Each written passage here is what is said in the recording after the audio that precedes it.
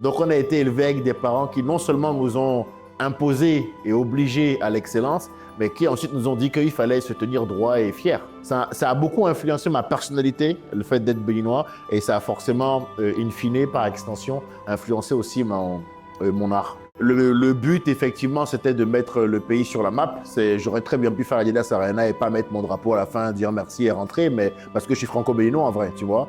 Mais je sais que mon pays en a besoin. J'ai toujours été fier d'être béninois. Je veux que tout le monde soit fier d'être béninois. On n'a pas moins de chance qu'un autre parce qu'on est béninois ou parce qu'on est africain. Je veux dire aux jeunes africains de croire en eux et d'aller au bout de leurs rêves. Et j'espère que j'ai réussi à transmettre ça et à insuffler ça. Parce que je veux faire partie des acteurs qui auront fait en sorte que demain, on est fiers de dire qu'on est béninois parce qu'il y a Edgar Rive, parce qu'il y a Angélique Kidjo.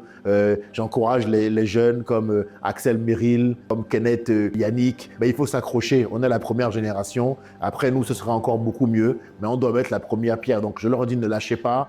Soyez persévérants et faisons du Bénin un grand pays et puis une fierté nationale. J'aimerais vraiment faire une édition du gala qui serait faite par les Africains, pour les Africains, par les Béninois, pour les Béninois. Et puis le but à terme est de créer mon propre festival. Mais j'aimerais arriver à une édition où effectivement, sans Montreux ou sans évidemment Grégoire Fluor, le président à qui je transmets mon amitié, mais où on arrive à se débrouiller nous-mêmes. C'est important pour nous cette notion d'indépendance. Et des fois, ils n'arrivent pas à le comprendre, mais c'est important pour nous de faire les choses nous-mêmes pour nous-mêmes. C'est très important. L'indépendance, c'est important.